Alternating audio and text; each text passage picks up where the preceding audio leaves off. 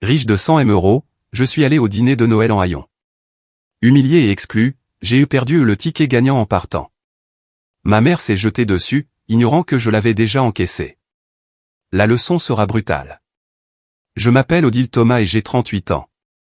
La veille de Noël dernier, ma mère m'a forcé à dîner sur la véranda non chauffée, par une température de -1 degré, pendant que ma famille faisait la fête à l'intérieur, portant un toast à mes échecs avec du champagne qui coûtait plus cher que mon salaire hebdomadaire. Elle disait que j'étais trop pauvre pour m'asseoir à sa table, que mon uniforme de femme de ménage risquait de contaminer les autres invités. Mais lorsqu'un ticket de l'euro-million gagnant de 100 millions d'euros est tombé de ma poche déchirée sur son sol en marbre italien, elle a plongé dessus comme si sa vie en dépendait, prétendant qu'il était à elle parce qu'il avait touché sa propriété. Le bruit qu'elle a fait lorsqu'elle a découvert que je l'avais déjà encaissé 3 semaines plus tôt et que j'avais fait don de 90 millions d'euros à une œuvre de charité est quelque chose que je n'oublierai jamais. Voici l'histoire de la façon dont la pauvreté m'a appris quelque chose que 100 millions ont confirmé. L'argent ne change pas les gens. Il révèle simplement qui ils sont vraiment. Il y a 5 ans, j'étais PDG d'une start-up technologique appelée Neogene Solutions. Nous développions des logiciels pour les petites entreprises et j'avais tout investi, mes économies, mon plan d'épargne retraite, j'avais même hypothéqué mon appartement. Lorsque l'entreprise s'est effondrée après le défaut de paiement d'un client majeur, j'ai perdu 500 000 € du jour au lendemain. Les papiers de la liquidation judiciaire ont été signés dans le même immeuble où je lave maintenant les sols tous les soirs de 18 h à 2 h du matin. Oui, je suis femme de ménage dans mon ancien immeuble de bureau. Chaque soir, je pousse mon chariot devant la suite d'angle du 15e étage, la suite 1520, où je prenais autrefois des décisions qui affectaient 40 employés. Maintenant, je vide les poubelles de cadres 2 fois plus jeunes que moi qui ne lèvent même pas les yeux quand j'entre. La plaque sur cette porte indique désormais Harrison Tech Venture. Mais je me souviens encore quand elle disait Odile Thomas, présidente directrice générale. Ma mère, Marguerite, ne m'a jamais laissé oublier cette chute. Tu avais tout, disait-elle à chaque réunion de famille, sa voix portant à travers les pièces bondées, et tu as tout jeté pour un rêve ridicule. Elle se tournait vers quiconque écoutait, cousin, tante, amis de la famille, et ajoutait, Dieu merci, Damien a plus le sens des affaires. Damien, mon jeune frère, a échoué dans 6 entreprises différentes et doit actuellement 300 000 € à divers créanciers, y compris certains particulièrement impitoyables qui appellent à toute heure. Mais aux yeux de ma mère, il reste l'enfant prodige qui a juste besoin d'une chance de plus pour faire ses preuves. La différence entre nous, c'est qu'il n'est jamais tombé de nulle part parce qu'il n'a jamais grimpé en premier lieu. Chaque soir, en nettoyant ses bureaux, je pense aux secondes chances et à qui les mérite. Parfois, l'univers a sa propre façon de répondre à cette question. La fortune de la famille Thomas a été bâtie par ma grand-mère Éléonore, qui a commencé avec une petite boulangerie en 1962 et l'a transformée en une chaîne de 30 magasins avant de vendre à un groupe national. Ma mère Marguerite a profité de ce succès toute sa carrière, décrochant un poste de directrice régionale de banque uniquement grâce aux relations familiales. Elle a pris sa retraite à 60 ans avec une pension complète et une maison à 2 millions d'euros à Neuilly-sur-Seine, celle qu'elle a héritée de mon grand-père, et non gagnée elle-même. La maison elle-même est un monument à la richesse héritée. Cette chambre, du marbre italien importé dans les années 70, une piscine qui n'a pas été utilisée depuis une décennie. Chaque Noël, elle l'a remplie de parents qui viennent lui rendre hommage et jouer des coudes pour figurer dans son testament. Elle a clairement fait savoir qu'elle avait 5 millions d'euros à léguer. Bien que grand-mère Éléonore, toujours vive d'esprit à 85 ans, contrôle la véritable fortune familiale, un patrimoine valant près de 20 millions d'euros que Marguerite suppose qu'elle récupérera tôt ou tard. La semaine dernière, Damien m'a appelé à 2 h du matin, ivre et désespéré. Sœurette, j'ai besoin de 50 000 balles d'ici vendredi ou ils vont me briser les jambes. Maman m'en a déjà donné, mais il m'en faut plus. Je pouvais entendre des machines à sous en arrière-plan. Quand je lui ai dit que je ne les avais pas, il a ri amèrement. C'est vrai. La sœur femme de ménage. J'avais oublié. Peut-être que tu pourras éponger mon sang quand ils en auront fini avec moi. Le lendemain matin, ma mère m'a appelé pour me réprimander d'avoir refusé d'aider la famille. Elle lui avait donné 50 000 € supplémentaires de son compte retraite, son 8e prêt cette année. Au moins Damien essaie, a-t-elle dit. Il prend des risques. Toi, tu as juste abandonné. Je n'ai rien dit. J'avais appris il y a longtemps que me défendre ne faisait que lui donner plus de munitions. 3 semaines avant Noël, je nettoyais les toilettes des cadres au 15e étage quand j'ai trouvé un billet d'1 € chiffonné derrière la cuvette. La plupart des gens l'auraient jeté. Il était humide et dégoûtant. Mais le SMIC vous apprend que chaque euro compte. Je l'ai défroissé, séché avec des serviettes en papier et décidé d'acheter un ticket d'Euromillions sur le chemin du retour. Le jackpot était à 100 millions d'euros. Pourquoi pas? J'ai acheté le ticket au même bureau de tabac où je prends mon café tous les matins à 5 heures avant mon service. Samir, le propriétaire, a plaisanté en l'imprimant. Quand vous gagnerez, n'oubliez pas les petites gens comme nous. Nous avons ri tous les deux. Il ne savait pas que je faisais partie des petites gens. 3 jours plus tard, seul dans le placard à balai qui me sert de salle de pause, j'ai vérifié les numéros sur mon téléphone. Puis je les ai vérifiés encore et encore. Je me suis assise sur un seau renversé, entouré de serpillières et de bidons d'eau de javel industriel, fixant l'écran pendant 20 minutes. Les numéros ne changeaient pas. 5 numéros et 2 étoiles, tous correspondant, 100 millions d'euros. Mon premier instinct n'a pas été la joie. C'était la peur. Peur que quelqu'un le découvre. Peur que ce ne soit pas réel. Peur que, d'une manière ou d'une autre, même cela me soit enlevé. J'ai plié le ticket soigneusement, les placer dans un sac congélation et les cacher à l'intérieur de ma chaussure de travail. Pendant 3 jours, j'ai transporté 100 millions d'euros dans ma chaussure en lavant les sols. Le 4e jour, je me suis porté pâle et j'ai conduit seul jusqu'au siège de la Française des Jeux à Boulogne-Billancourt. J'ai rempli les papiers avec des mains qui ne s'arrêtaient pas de trembler. L'employée, une femme d'âge moyen nommée Patricia, a souri gentiment. « Ma chérie, vous avez besoin d'un avocat avant de signer quoi que ce soit d'autre. » Elle avait raison. J'avais besoin d'un plan. L'avocate s'appelait Marie Sinclair, recommandée par Patricia de la FDJ. Son bureau était dans le même immeuble où je travaillais autrefois, 2 étages au-dessus de mon ancienne suite. Assise dans son fauteuil en cuir, elle m'a expliqué mes options, paiement unique, implication fiscale, et surtout, comment réclamer le prix discrètement. Je veux créer un fonds de dotation, lui ai-je dit. Une fondation caritative irrévocable pour 90 millions d'euros. Elle a haussé un sourcil. C'est généreux. Il ne vous restera qu'environ 10 millions d'euros pour vous-même après le transfert et les frais. C'est assez, ai-je dit. La fondation aidera les femmes qui ont échoué en affaires à obtenir une seconde chance. Un vrai soutien, pas juste des discours de motivation. Alors qu'elle rédigeait les papiers, j'ai fait une autre demande. J'ai besoin d'une photocopie du ticket original. Une bonne photocopie. Marie a compris immédiatement. Vous préparez quelque chose? Juste un dîner de Noël en famille. Au cours des 2 semaines suivantes, j'ai tout exécuté discrètement. Le ticket a été validé. L'argent transféré. La fondation Seconde Chance l'établit avec moi comme directrice. J'ai même racheté mon ancien immeuble via une société écran, bien que personne ne le sache avant-après les fêtes. Ensuite, je suis allé faire du shopping, mais pas pour ce à quoi vous vous attendez. Chez Emmaüs, j'ai trouvé la tenue parfaite. Un pull écossais qui avait peut-être été bordeaux autrefois, un pantalon en polyester avec une tache subtile sur le genou, et des chaussures aux semelles décollées. Je me suis regardé dans le miroir de la friperie et j'ai souri. Parfait. Le matin de la veille de Noël, j'ai glissé le ticket photocopié dans la poche de ce vieux pull. Le vrai ticket était déjà à la FDJ, traité et payé. Mais Marguerite n'avait pas besoin de savoir ça. Pas encore. Je suis arrivé chez ma mère à 16 heures précises la veille de Noël, garant ma Peugeot vieille de 10 ans derrière la nouvelle Mercedes classe S de Damien, celle que ma mère avait co-signée le mois dernier. À travers les hautes fenêtres, je pouvais voir la famille déjà réunie. 30 parents dans leurs plus beaux atours de fête, des flûtes de champagne captant la lumière du lustre en cristal. Ma cousine Juliette m'a repéré la première alors que je remontais l'allée circulaire. Elle posait pour un selfie avec son nouveau sac Hermès Birkin à 40 000 €, un 35 cm rouge kazakh dont elle se vantait sur Instagram depuis des semaines. Odile, a-t-elle appelé avec une fausse joie, puis s'est arrêtée au milieu de son sourire en voyant ma tenue. Oh, c'est ce que tu portes.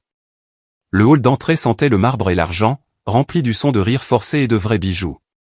Le collier Van Cleef et Arpels de ma tante Patricia a capté la lumière alors qu'elle se détournait de moi. Oncle Robert, le mari de Juliette, a vérifié sa Patek Philippe et a marmonné quelque chose sur l'arrivée du personnel de service. Odile, la voix de ma mère a traversé le brouhaha comme une lame à travers de la soie. Elle se tenait en haut des escaliers dans un tailleur Chanel qui coûtait plus que ce que je gagnais en 2 mois. « Qu'est-ce que tu portes ?»« Mes meilleurs vêtements propres, ai-je dit simplement. La pièce est devenue silencieuse. Quelqu'un, je crois que c'était la fille de Juliette, a chuchoté, la femme de ménage est là. Pas assez doucement. Ma mère a descendu les escaliers lentement. Chaque claquement de ses talons loup-boutin était un petit jugement. Eh bien, a-t-elle dit en me toisant de haut en bas. Je suppose que nous devrions être reconnaissants que tu sois venu tout court. Elle s'est tournée vers la salle. Tout le monde, Odile nous a honorés de sa présence. Personne n'a croisé mon regard. Damien, debout près du bar dans son nouveau costume Armani, a levé son verre en un salut moqueur et a mimé « Joyeux Noël, sœurette ». La salle à manger était dressée pour 31 personnes, mais il n'y avait que 30 chaises. Ma mère avait sorti le cristal de Baccarat et l'argenterie Christofle. Découverts valant 500 € chacun, hérité de grand-mère Éléonore. Chaque place avait un marque-place calligraphié à la main. Le mien n'était nulle part. Oh, a dit ma mère avec une surprise feinte. J'ai du mal compter. Eh bien, Odile, ça ne te dérange pas, n'est-ce pas?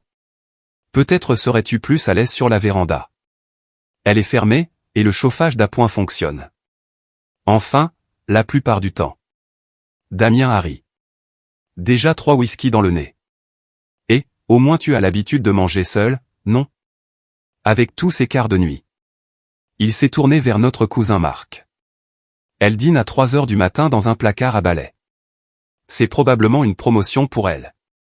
Juliette avait sorti son téléphone et diffusé en direct pour ses 5000 abonnés. Noël en famille au domaine Thomas, gazouillait elle.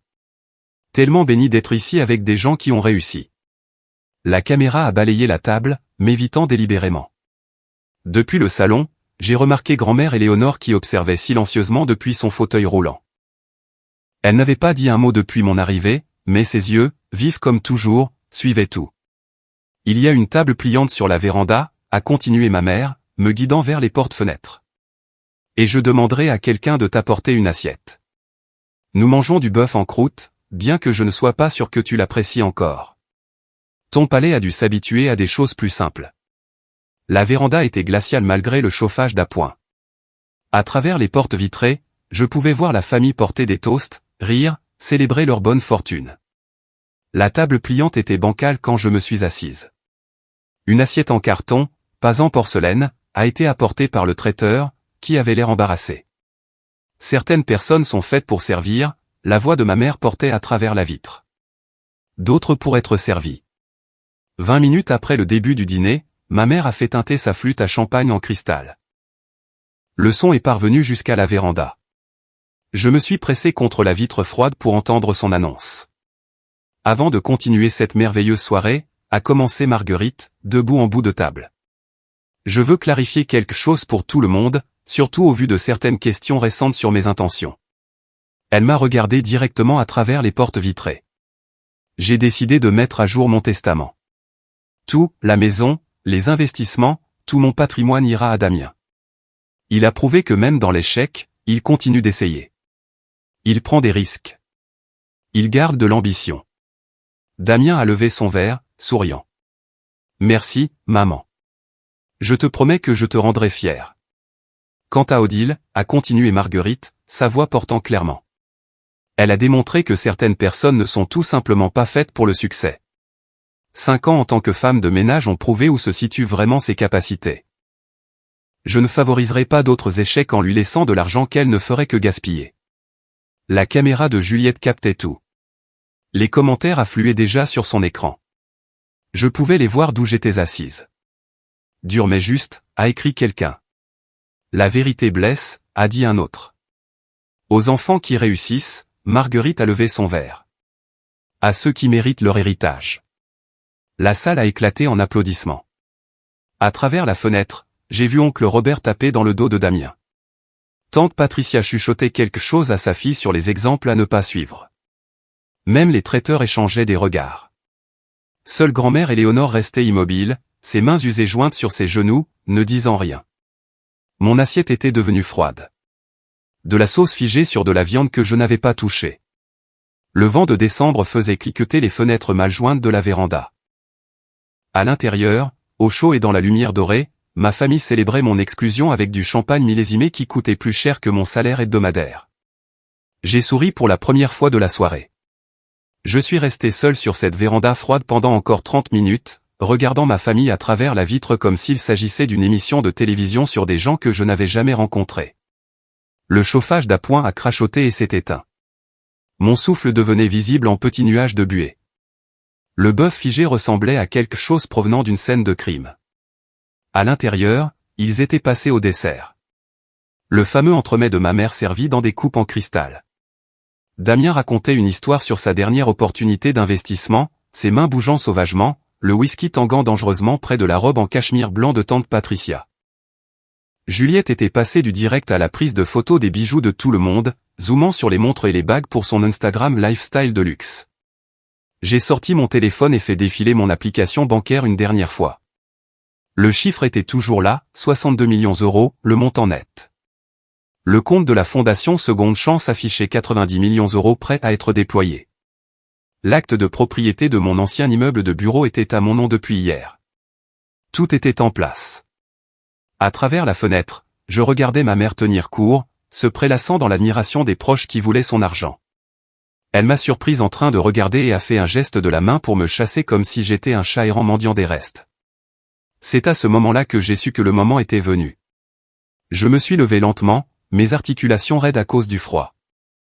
La chaise pliante a raclé contre le béton, un son qui semblait pourtant approprié.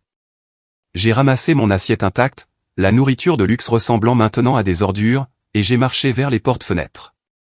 À l'intérieur, l'air chaud m'a frappé comme une gifle. Les conversations se sont arrêtées au milieu des phrases. 30 paires d'yeux se sont tournés pour suivre mon mouvement à travers la salle à manger vers la cuisine. Je rapporte juste l'assiette, ai-je dit doucement. Ensuite, je m'en vais. Ma mère a souri triomphalement. Tu fuis comme toujours. Damien s'est levé de sa chaise, titubant légèrement.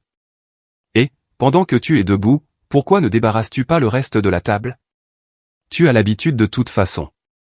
Il a désigné les assiettes à dessert éparpillées sur la table. Autant te rendre utile. Quelques cousins ont ri nerveusement. Juliette gardait sa caméra allumée. Allez, Odile, a ajouté ma mère, sa voix mielleuse de fausse inquiétude. Contribue au moins à quelque chose dans cette réunion de famille. C'est la moindre des choses après avoir mangé notre nourriture. Votre nourriture, ai-je demandé doucement. Je n'y ai pas touché. Elle a refroidi pendant que j'étais assise dehors. Parce que tu as choisi d'être difficile, a-t-elle claqué.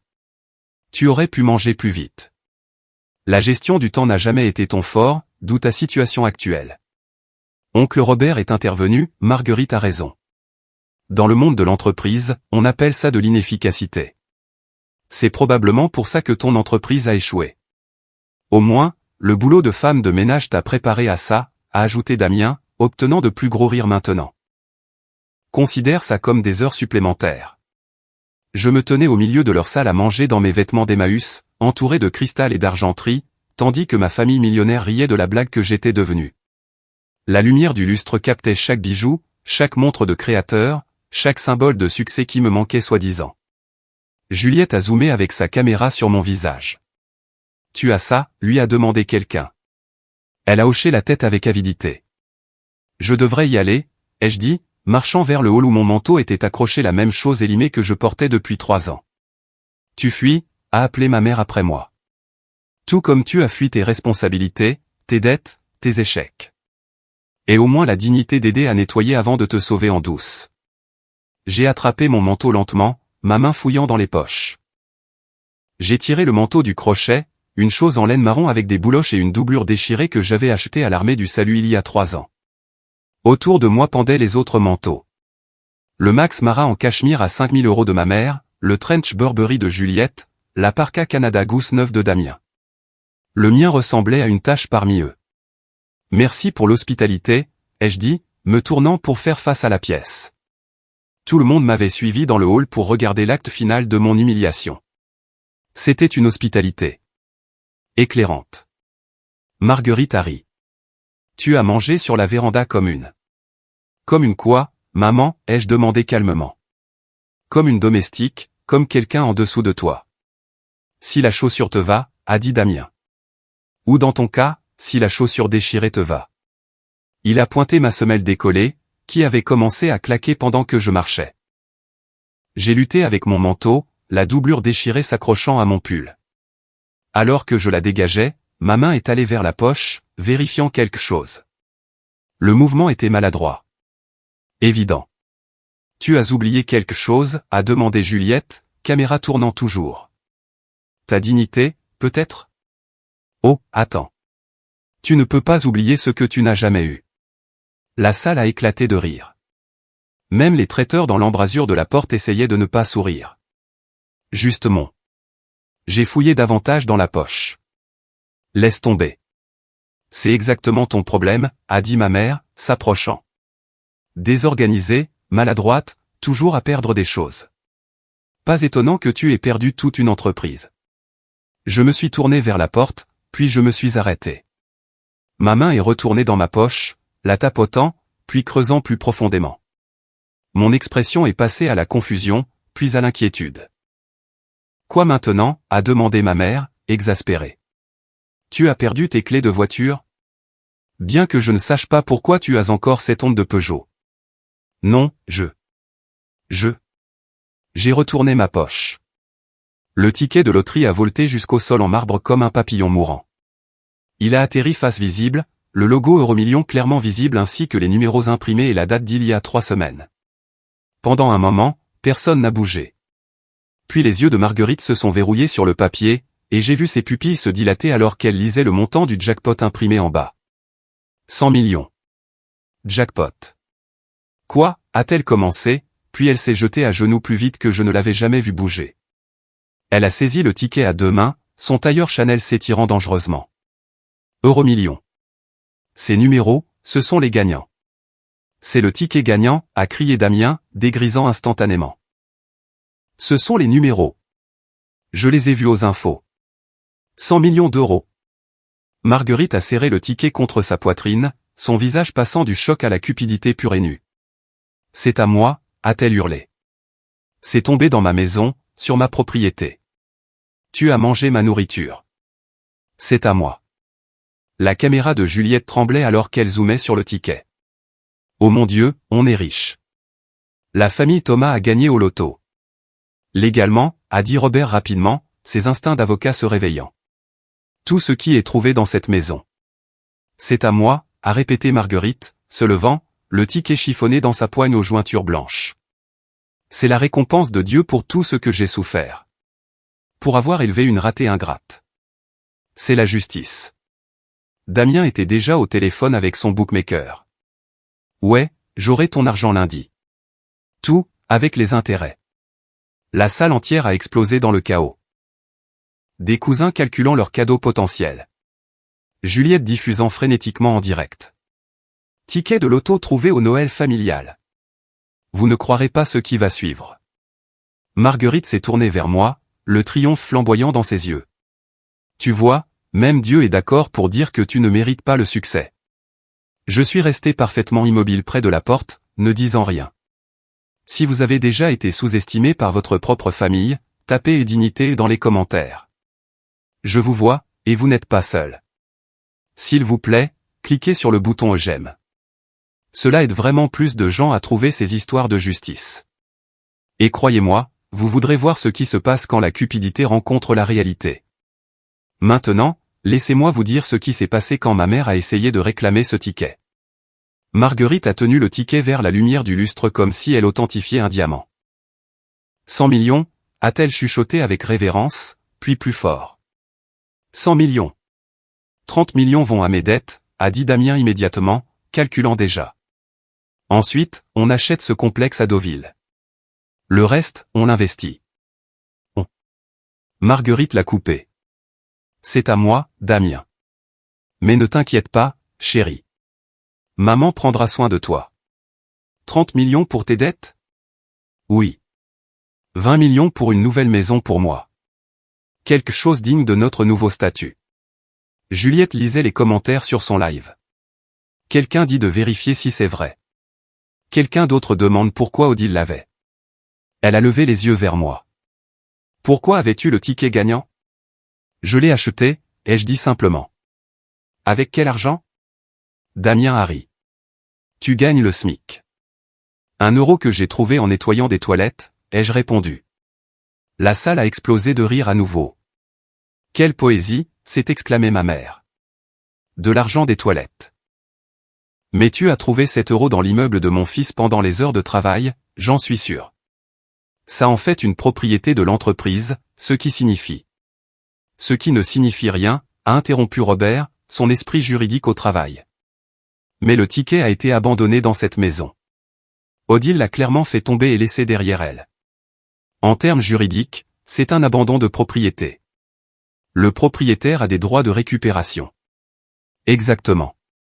Marguerite a serré le ticket plus fort. Dieu voulait que j'aie ça. Pourquoi d'autres l'auraient-elles fait tomber ici? C'est une intervention divine. Elle a sorti son téléphone avec des mains tremblantes. J'appelle la Française des Jeux tout de suite. Nous réclamons ça immédiatement. Mets-le sur haut-parleur, a crié Juliette. Ça devient viral. On est à 50 000 spectateurs. Tout le monde s'est pressé plus près alors que Marguerite composait le numéro. Robert avait déjà sorti la loi sur les loteries sur son téléphone. Selon les règlements, a-t-il annoncé avec autorité, son costume Armani à 5 000 € lui donnant un air d'expertise juridique, en fait de meubles, la possession vaut titre. Le ticket est maintenant en possession physique de Marguerite, trouvé sur sa propriété. Tu ne peux pas juste prendre mon ticket, ai-je dit doucement. Ton ticket? Marguerite a ri. Tu l'as abandonné. Tu l'as littéralement fait tomber et tu partais. C'est un abandon légal, n'est-ce pas Robert? Absolument, a-t-il confirmé. J'ai traité des cas similaires. Une fois la propriété abandonnée dans un lieu privé, le propriétaire des lieux a des droits. En plus, a ajouté ma mère, tu me dois bien plus que ça.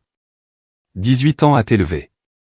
Les frais de scolarité que j'ai payés, les prêts que je t'ai donnés pour cette entreprise ratée. Considère ça comme un remboursement partiel. Tu ne m'as jamais donné de prêt pour mon entreprise, ai-je dit. Des prêts émotionnels, a-t-elle claqué. Sais-tu ce que ça m'a coûté socialement quand tu as échoué? L'embarras? Mes amis au club en chuchotent encore. Cet argent est une compensation pour ma souffrance. Damien planifiait déjà la fête de célébration. On va louer le Fouquet's, l'annoncer à tout le monde.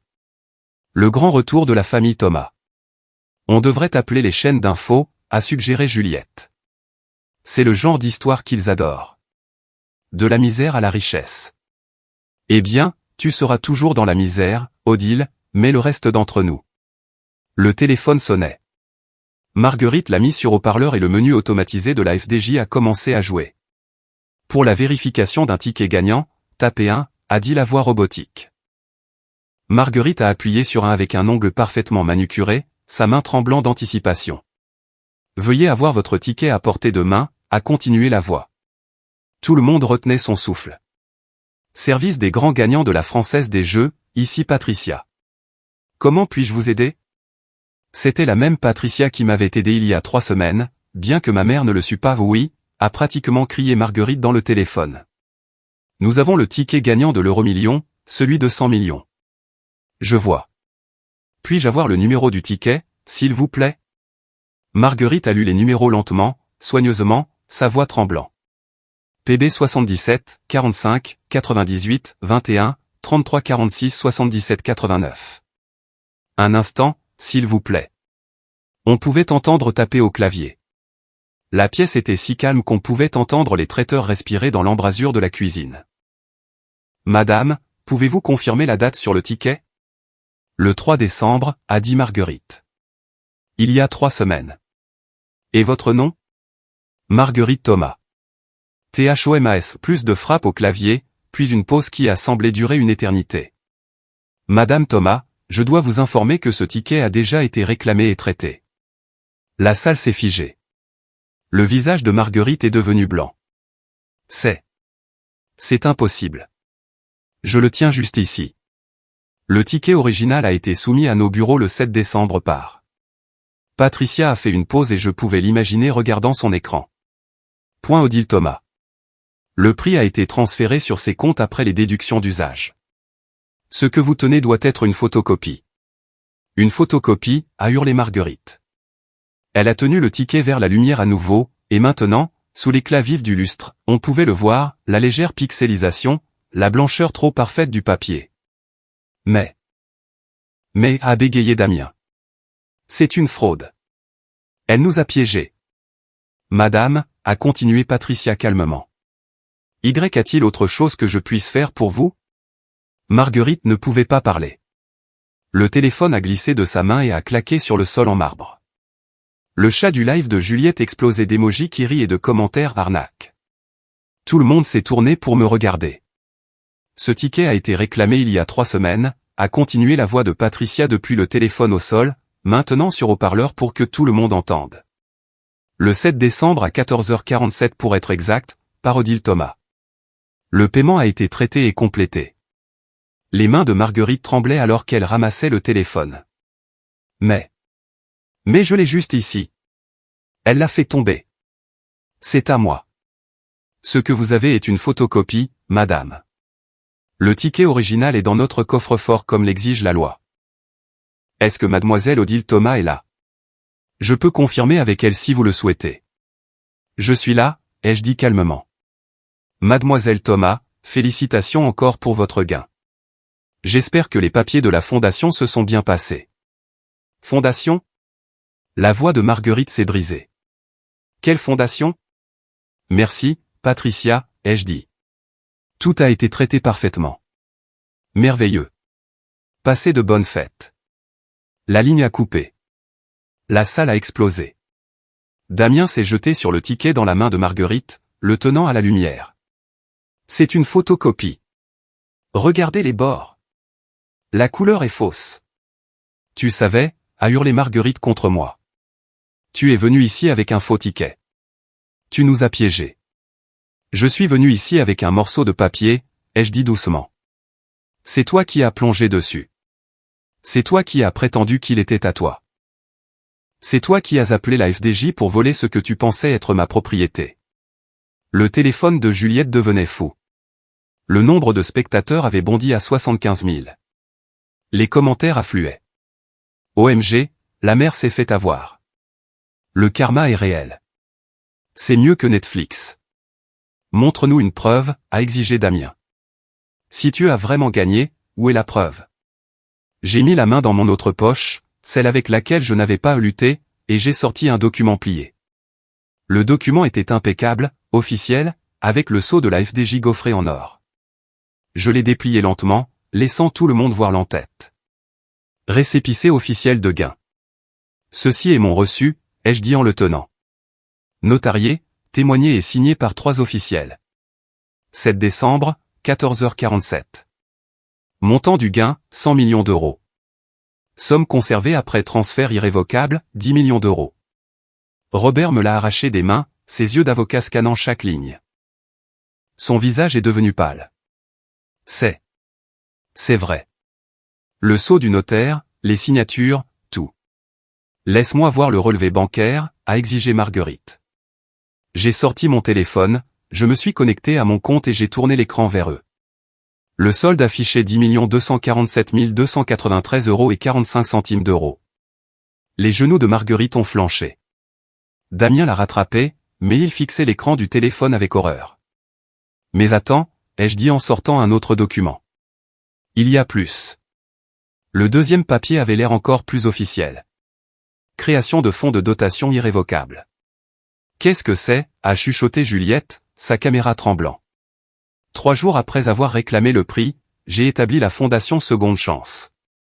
90 millions d'euros, le montant total moins les 10 millions pour mon usage personnel, sont maintenant verrouillés en permanence dans un fonds caritatif.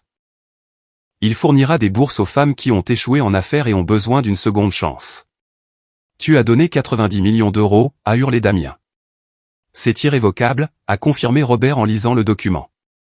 Elle ne peut pas l'annuler même si elle le voulait. L'argent est parti. Eh bien, pas parti. Il n'est juste plus à elle. Espèce d'idiote, a hurlé Marguerite. Tu avais 100 millions et tu les as donnés. J'ai gardé ce dont j'avais besoin, ai-je dit simplement. 10 millions sont plus que suffisants pour un nouveau départ. La fondation Seconde Chance, ai-je continué en tenant le document du fonds, est déjà opérationnel. Le conseil d'administration comprend 3 anciennes PDG du CAC 40, 2 investisseurs en capital risque, et, c'est intéressant, Marie Sinclair, l'avocate personnelle de grand-mère Éléonore. À la mention du nom de Marie, grand-mère Éléonore a souri pour la première fois de la soirée. La première initiative de la fondation sera lancée le 1er janvier, ai-je dit.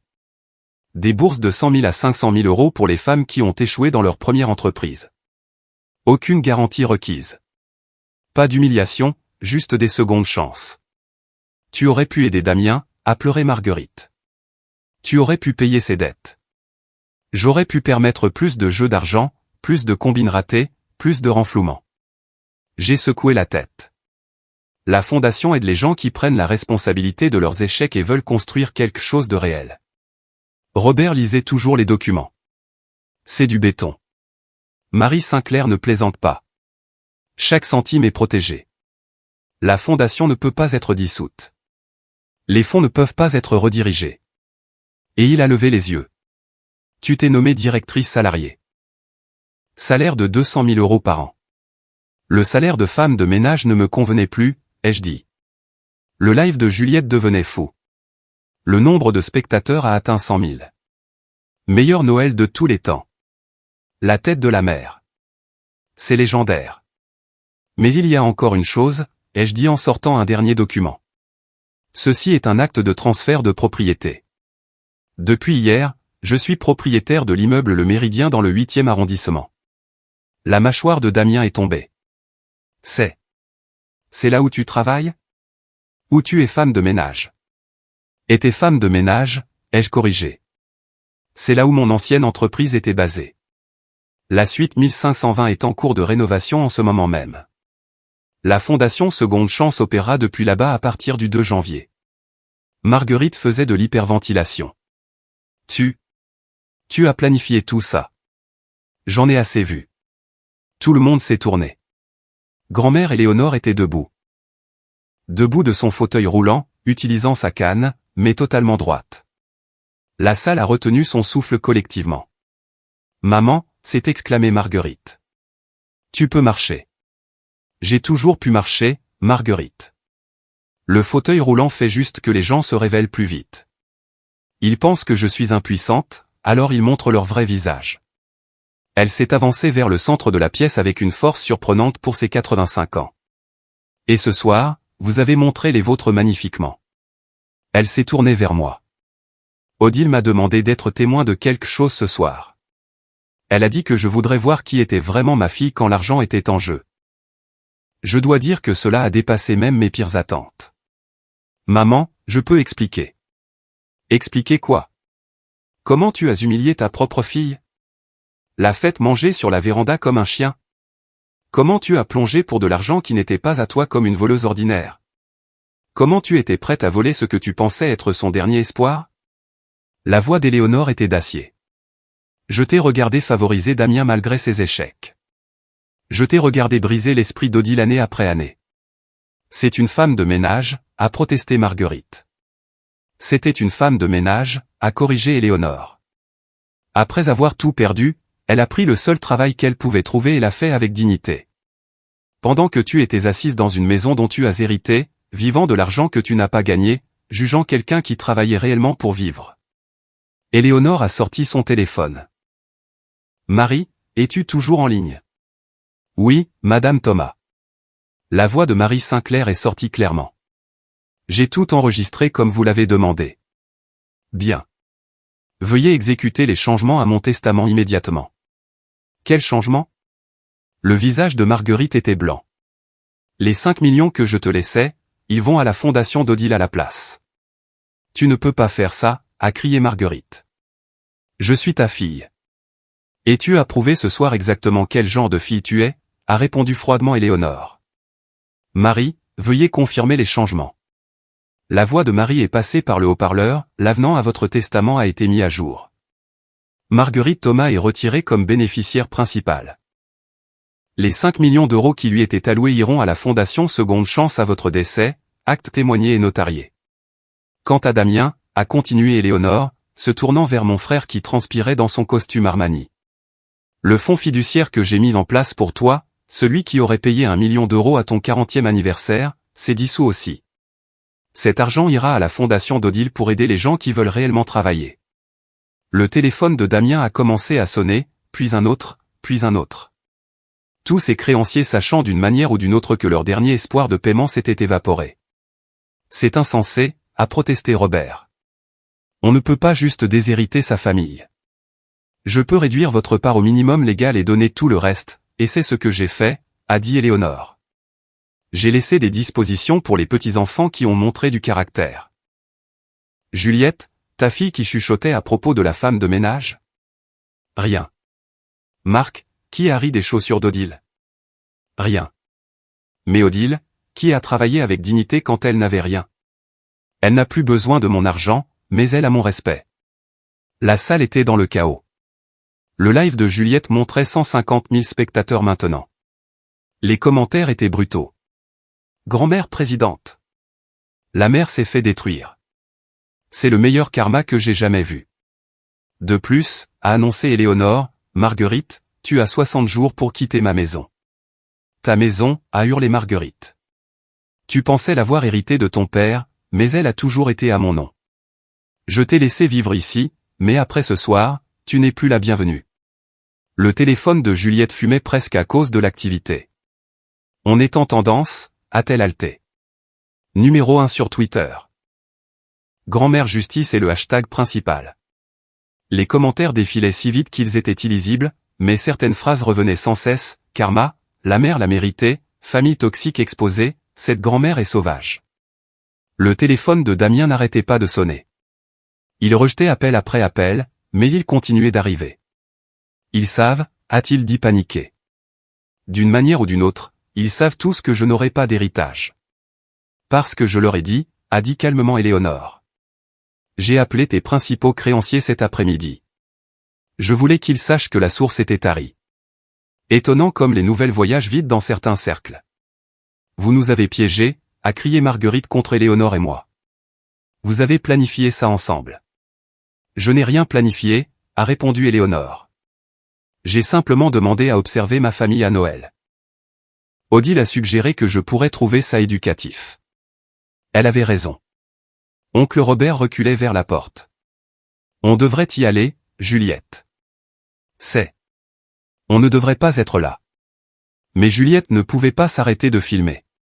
200 000 spectateurs. C'est dingue. Les gens partagent ça partout. CNN vient de demander la permission d'utiliser les images. Tante Patricia était déjà au vestiaire en train d'attraper sa fourrure. D'autres parents suivaient. Des rats fuyant un navire en train de couler. En quelques minutes, la moitié de la salle s'était vidée. Lâche, a crié Marguerite après eux. Vous étiez content de manger ma nourriture, boire mon champagne. Ta nourriture, a demandé Éléonore. Payé avec mon argent. Ton champagne? Chargé sur ma carte de crédit. Même les traiteurs de ce soir. Je les ai payés directement. Tu ne possèdes rien, Marguerite. Tu n'as jamais rien possédé. Le téléphone de Damien a sonné à nouveau. Cette fois, il a répondu. Nous pouvions tous entendre la voix à l'autre bout. Tu as 48 heures pour payer ou on commence à casser des choses.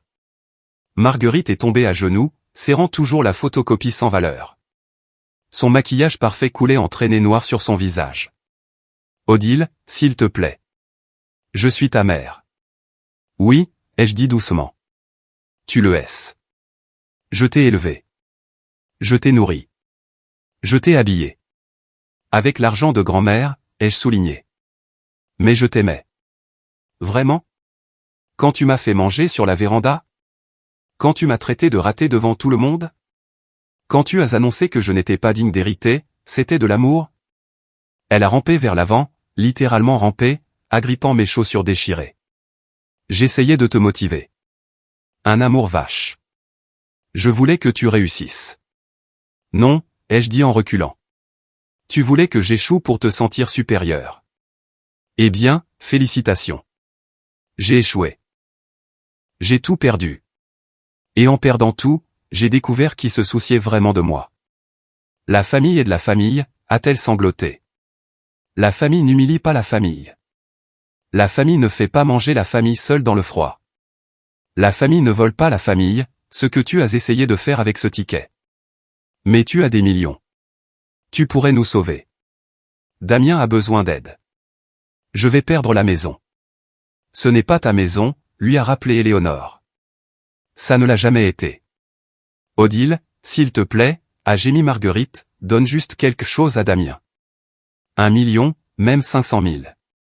Il va mourir s'il ne peut pas payer. Il peut trouver un travail, ai-je dit.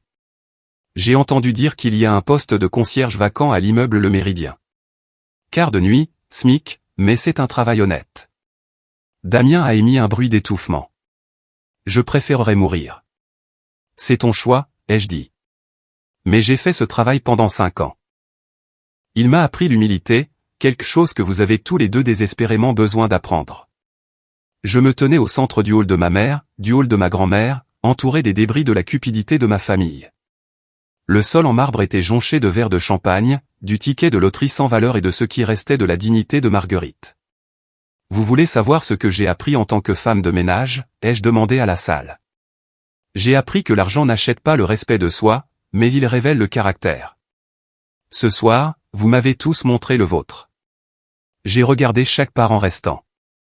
Oncle Robert, tu étais prêt à utiliser tes connaissances juridiques pour me voler. Tante Patricia, tu chuchotais à mon sujet comme si je n'étais pas humaine. Juliette, tu as diffusé mon humiliation pour des likes et des abonnés. Mais tu es devenue riche, a protesté Juliette. Ça a marché pour toi. J'étais déjà riche quand je suis entré ici, ai-je dit. Mais je voulais voir si l'un d'entre vous me traiterait avec gentillesse quand vous pensiez que je n'avais rien. Pas un seul d'entre vous ne l'a fait. Pas même ma propre mère. Je me suis retourné vers Marguerite. Les 10 millions que j'ai gardés. Ce n'est pas pour le luxe. C'est pour un nouveau départ. Une maison que j'ai gagnée, une voiture que j'ai achetée, une vie qui est la mienne, et dont vous ne ferez jamais partie. Tu es cruel, a craché Marguerite. Sans cœur.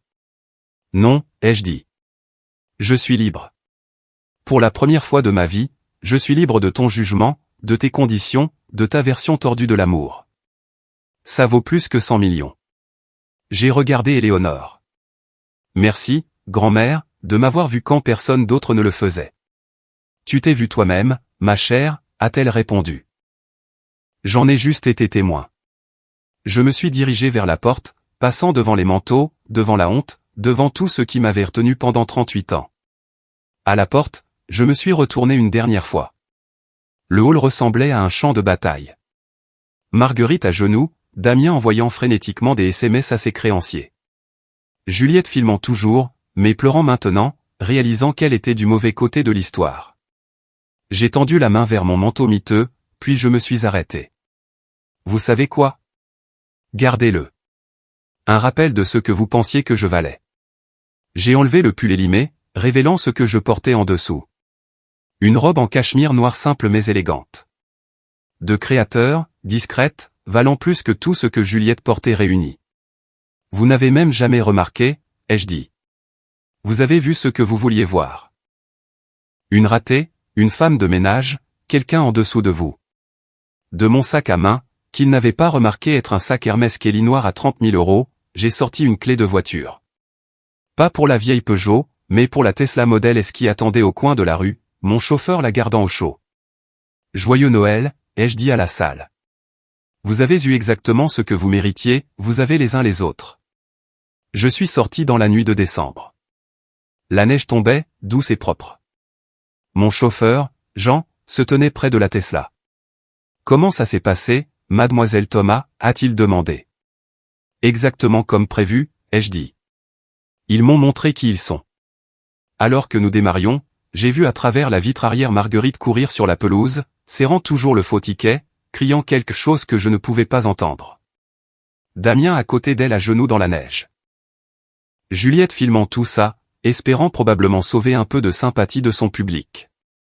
Mon téléphone a vibré. Un SMS d'Éléonore. Fier de toi, ma chère.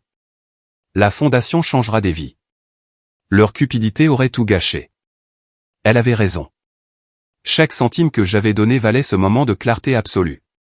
Quelqu'un dans votre famille a-t-il déjà montré son vrai visage quand l'argent était en jeu? Vous n'êtes pas seul. Les commentaires sont pleins d'histoires similaires. S'il vous plaît, partagez votre expérience ci-dessous et n'oubliez pas de vous abonner si vous voulez entendre plus d'histoires sur des outsiders qui ont refusé de rester à terre. Maintenant, laissez-moi vous dire ce qui s'est passé dans les jours et les mois qui ont suivi. Les retombées ont été rapides et brutales. En 1 heure, le live de Juliette avait été enregistré et partagé sur toutes les plateformes. Le karma du loto est devenu le sujet numéro 1 dans le monde. Marguerite tenant le faux ticket, plongeant dessus comme un animal, est devenue un mème en quelques heures. Robert a essayé de limiter les dégâts, prétendant que la vidéo était montée, que Juliette avait été forcée de filmer, mais Internet avait les preuves. Les propres vidéos précédentes de Juliette la montrant se vantant de la richesse familiale, se moquant des parents pauvres sans les nommer. Les détectives du web ont rapidement compris qu'elle parlait de moi. La Française des Jeux a publié un communiqué confirmant que oui, le prix avait été réclamé par Odile Thomas le 7 décembre, et non, une photocopie n'a aucune valeur. Ils ont ajouté un avertissement sur les arnaques à la loterie, utilisant Marguerite comme exemple sans la nommer directement. Tout le monde savait de qui ils parlaient. Les créanciers de Damien n'attendaient pas. Au matin, 3 hommes s'étaient présentés à la maison d'Éléonore, à sa recherche. Marguerite a dû appeler la police. Les infos locales ont repris cette histoire aussi. Le fils de la perdante du loto se cache des usuriers. Mais la meilleure partie, les traiteurs, ceux qui m'avaient regardé manger seul sur la véranda, sont allés voir les médias. On se sentait tellement mal pour elle, a dit l'un d'eux. Ils l'ont traitée comme si elle n'était même pas humaine. Puis elle s'est avérée valoir des millions et en avoir donné la plupart à une œuvre de charité. C'est comme un conte de fées, mais en mieux parce que les méchants ont eu ce qu'ils méritaient. En 48 heures, les réseaux sociaux de Marguerite ont dû être fermés. Les commentaires étaient dévastateurs. Son country club a publié une déclaration disant qu'elle n'était plus membre en règle. Traduction, bannie. Au réveillon du Nouvel An, la vidéo avait 50 millions de vues sur toutes les plateformes. Des produits dérivés et grand-mère justice étaient vendus sur Etsy. Quelqu'un avait autotuné le cri « C'est à moi » de Marguerite en un remix danse qui a grimpé dans les charts Spotify. Les médias du monde entier ont repris l'histoire. La BBC l'a appelée « La vengeance de Noël ». La télévision japonaise a fait une émission spéciale d'1 heure avec des acteurs recréant la scène. Quelqu'un à Hollywood aurait commencé à écrire un scénario. Mais la véritable explosion a eu lieu quand Forbes a fait un article sur la fondation Seconde Chance. Ils avaient enquêté et trouvé que je l'avais structuré brillamment.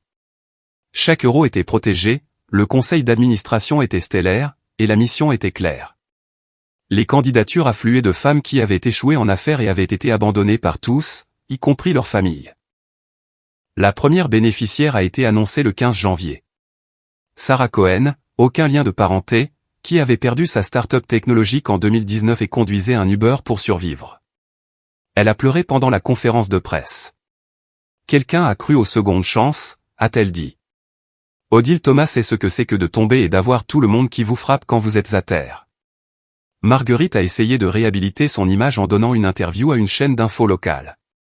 Ça s'est retourné contre elle de façon spectaculaire.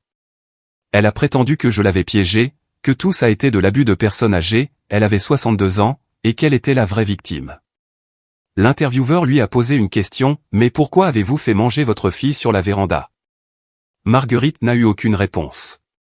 L'interview est devenue virale aussi, ajoutant 10 millions de vues supplémentaires à son humiliation. Damien, quant à lui, avait disparu. Certains disaient qu'il avait fui la région. D'autres disaient qu'il travaillait dans une station de lavage en banlieue. Personne ne savait vraiment, et personne ne s'en souciait assez pour le découvrir. La fondation Seconde Chance a officiellement été lancée depuis la suite 1520 de l'immeuble Le Méridien. Mon ancien bureau, maintenant complètement rénové. L'ironie n'a échappé à personne. L'endroit où j'avais échoué était maintenant l'endroit où d'autres trouveraient l'espoir. En février, nous avions distribué 5 millions d'euros de bourse à 50 femmes. Chacune avait une histoire d'échec, d'avoir été abandonnée, de membres de la famille qui les avaient enfoncés. Une femme, Patricia Guillaume, avait perdu son restaurant et avait été reniée par ses parents pour avoir embarrassé le nom de famille. Nous lui avons donné 200 000 euros. 6 mois plus tard, son nouveau restaurant avait une liste d'attente de 3 mois. J'ai embauché mes collègues agents d'entretien de l'équipe de nuit comme administrateurs du bâtiment. Ils connaissaient chaque centimètre de cet immeuble, et ils méritaient mieux que le SMIC. Marc, qui avait nettoyé à mes côtés pendant 3 ans, est devenu chef des opérations à 75 000 € par an. « Tu t'es souvenu de nous ?» a-t-il dit lors de son premier jour. Personne ne se souvient de l'équipe de nettoyage. J'étais l'équipe de nettoyage, lui ai-je rappelé. On se souvient les uns des autres. Le conseil de la fondation se réunissait chaque mois. Éléonore, malgré son âge, ne manquait jamais une réunion. Elle arrivait en roulant, utilisant à nouveau le fauteuil roulant pour plus de confort, pas par tromperie, et fournissait une sagesse venue de la construction de son propre empire à partir de rien. L'attention médiatique a apporté des avantages inattendus. Des femmes entrepreneurs prospères ont commencé à faire du bénévolat comme mentor. Des investisseurs ont offert des fonds de contrepartie. En mars, la dotation de la fondation avait atteint 150 millions € grâce aux dons. J'ai acheté un appartement haussmannien, pas accent grave-l'œil, mais à moi. Chaque mensualité de crédit venait de l'argent que je gagnais en tant que directrice, pas de la loterie. Ça comptait pour moi.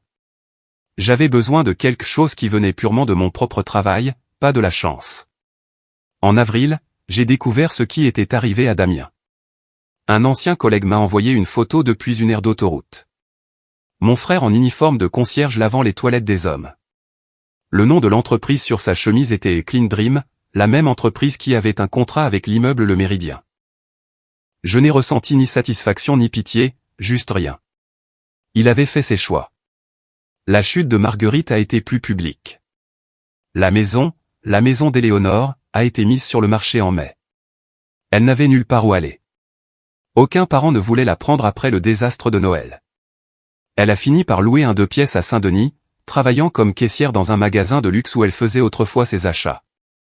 L'ironie ultime. Le magasin était dans le même centre commercial où je mangeais mon déjeuner pendant mes pauses de ménage, comptant les centimes pour un sandwich. Maintenant, c'était elle qui comptait les centimes, servant des femmes qui chuchotaient à son sujet. Ce n'est pas la mère du loto ? Juliette a essayé de sauver sa carrière d'influenceuse en pivotant vers du contenu de rédemption. Elle a fait des vidéos d'excuses, parlé de croissance et d'apprendre de ses erreurs. Mais Internet n'oublie jamais. Ses abonnés sont passés de 50 000 à 3 000. Ceux qui restaient ne restaient que pour le drame, commentant des choses comme « Tu te souviens quand tu as filmé ta tante mangeant sur la véranda ?» Sa fille, celle qui avait chuchoté à propos de la femme de ménage, m'a contacté en juin. Elle avait 18 ans, sur le point de commencer l'université, et voulait s'excuser. « J'étais horrible », a-t-elle écrit. J'ai appris ça de mes parents, mais ce n'est pas une excuse. J'essaie d'être meilleur. J'ai répondu, être meilleur est un choix que tu fais chaque jour. Fais de bons choix. Elle étudie maintenant le travail social. Elle veut aider les familles sans abri. Parfois, les gens vous surprennent. 6 mois après ce dîner de Noël, le magazine Fortune m'a mise en couverture. La femme de ménage qui a donné 90 millions € et a tout gagné. L'article détaillait comment la fondation Seconde Chance avait déjà aidé 150 femmes à redémarrer leur carrière, créant plus de 500 emplois dans le processus. J'ai fait l'interview dans la suite 1520, assise au même bureau où j'avais autrefois signé les papiers de la faillite de mon entreprise. Le journaliste a demandé si je regrettais d'avoir donné tant d'argent. Chaque euro que j'ai donné m'a libéré, ai-je dit. Des attentes, du besoin de vengeance, du poids de devoir faire mes preuves à des gens qui ne croyaient jamais en moi de toute façon. Éléonore s'épanouissait à 86 ans, servant de présidente honoraire de la fondation. Elle avait vendu la maison de Neuilly pour 3 millions € et avait tout donné à la fondation. Je n'ai pas besoin de choses, a-t-elle dit. J'ai besoin d'un but. Odile m'a donné ça. Nous déjeunions chaque dimanche, pas dans des restaurants chics, mais dans la salle à manger de sa résidence assistée où elle avait déménagé par choix. J'aime être entourée de gens qui ont vécu de vraies vies, disait-elle, pas de parasites attendant un héritage. Les histoires de succès de la fondation continuaient d'arriver. Une femme qui avait perdu son cabinet comptable à cause d'un détournement de fonds a recommencé et emploie maintenant 20 personnes. Une créatrice de mode dont l'entreprise a échoué pendant le Covid a lancé une ligne de vêtements durables qu'une grande enseigne a reprise. Une chef qui avait fait faillite a ouvert une école culinaire pour femmes anciennement incarcérées. Chaque succès prouvait ce que j'avais appris pendant ces 5 ans en tant que femme de ménage. L'échec n'est pas la fin si quelqu'un croit en votre nouveau départ. Le mur de mon bureau avait des photos de toutes nos bénéficiaires. Pas de photos de famille. Le personnel de la fondation, c'était eux ma vraie famille maintenant. Des gens qui comprenaient que le respect n'est pas une question d'argent, mais de caractère. Un an après ce Noël, une cliente du magasin de Marguerite l'a filmé et l'a posté en ligne. Elle aidait une femme riche à essayer un collier à 50 000 €. Et la cliente a dit, « N'êtes-vous pas la mère de cette vidéo de l'auto, celle qui a fait manger sa fille dehors ?» Le visage de Marguerite s'est effondré. Elle s'est excusée et n'est jamais revenue dans la salle. Elle a été licenciée cet après-midi-là pour abandon de poste. La vidéo, bien sûr, est devenue virale à nouveau. La mère du loto paie toujours pour sa cupidité et est devenue un sujet tendance. Les gens étaient impitoyables dans les commentaires, mais l'un d'eux est sorti du lot, elle ne comprend toujours pas. Elle a quitté son travail plutôt que d'affronter les conséquences de ses actions, tout comme elle n'a jamais affronté ce qu'elle a fait à sa fille. Quelqu'un a divulgué que Marguerite avait la photocopie du ticket de loto encadré dans son appartement. Elle vérifiait les numéros quotidiennement comme s'ils pouvaient changer d'une manière ou d'une autre. Son voisin a rapporté l'avoir entendu au téléphone, racontant toujours aux gens ces millions qui lui avaient été volés. Damien a refait surface brièvement lorsqu'il a été arrêté pour une petite escroquerie essayant de vendre de faux tickets de loto à des gens désespérés. L'ironie était parfaite. Il a pris 6 mois de prison et 2 ans de mise à l'épreuve. Le travail de concierge n'était plus une option. Il ne pouvait pas passer la vérification des antécédents judiciaires. Le mari de Juliette, Robert, a divorcé, citant des différends irréconciliables. La vraie raison, selon les documents du tribunal, était que la vidéo du loto avait détruit sa réputation professionnelle. Personne ne voulait d'un avocat qui avait essayé de voler un ticket de loto devant une caméra. La dernière fois que j'ai entendu parler de Marguerite, elle travaillait dans un magasin discount, vivant des minima sociaux. La femme qui avait tout hérité et rien gagné vivait enfin ce qu'elle m'avait souhaité. La vraie pauvreté. Voici ce que j'ai appris en gagnant 100 millions d'euros et en donnant 90 millions. L'argent n'est que du papier. C'est ce que vous faites avec ce papier qui vous définit. Ma mère voyait ce papier comme un pouvoir, comme une preuve de supériorité, comme une arme pour blesser ceux qu'elle jugeait inférieurs à elle. Elle l'a saisi à 2 mains et a fini avec rien d'autre qu'une photocopie sans valeur et une vie de regret. Je l'ai vu comme une liberté, pas juste pour moi, mais pour les femmes qui avaient été là où j'avais été. Au fond du trou, rayées de la carte. À qui l'on disait qu'elles étaient des ratés qui ne méritaient pas de seconde chance. Le caractère est tout. C'est ce qui reste quand l'argent est parti, quand les caméras s'arrêtent de tourner, quand vous êtes seul avec vos choix. Le caractère de ma mère a été révélé cette nuit de Noël. Cupide, cruelle, prête à voler sa propre fille. C'est ce qu'elle a toujours été. L'argent l'a juste exposé. La vraie richesse n'est pas dans les comptes bancaires. Elle est dans le respect de soi. Elle est dans le fait de savoir que vous pouvez vous regarder dans le miroir sans sourciller. Elle est dans la paix qui vient de vivre avec intégrité, même quand, surtout quand personne ne regarde. Parfois, vous devez perdre des gens pour vous trouver vous-même. J'ai perdu ma famille ce Noël-là, mais j'ai trouvé mon but.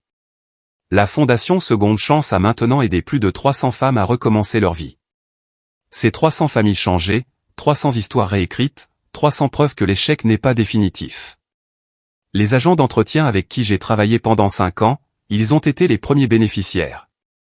Ils ont mis leurs économies en commun pour lancer une entreprise de nettoyage qui a maintenant des contrats avec la moitié des immeubles de bureaux de Paris. Ils l'ont nommé Dignité Service. Je n'ai jamais été pauvre.